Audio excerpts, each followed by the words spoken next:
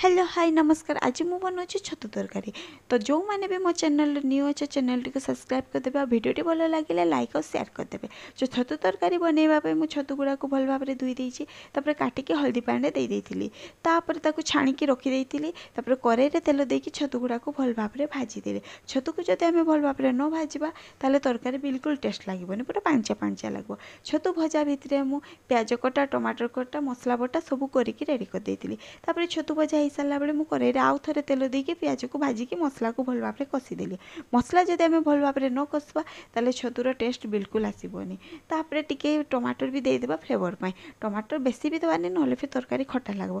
तापर गुंड मसला गुड़ा देदेबा। हाँ आउ टिके टेस्ट बढ़ापी चिकेन मसला भी देदेबा। चिकेन मसला देले छतु तरकारी टेस्ट आउ टिके बेसी हो जाए। तापर पानी देकी ताको फुटेदेबा। मसला जदि भल भाव में न फुटबो ताले फिर कंचाड़िया स्मेल हम से मसला को भल भाव में कषिकी मसला को भल भाव में सिझेबे। तापर भाजी थिबा जते छतु आ आलू को मसला रे देकी भल भाव में भाजिकी फिर ढाकुणी देदेबा ताले फिर भल कि से सिझीजिवो। तापर मु छतु सिझीगला मोर। तापर मु ता ऊपर टिके धनिया पत्र देकी गार्निशिंग करदेली। तापर झील मोर टिके चिकेन पकोड़ा खाइबो बोली टिके काल चिकेन थिला तापर मु ताको पकोड़ा बनैली। मोर खाइबा रेडी गला। चल आम खाइबा। Bye bye.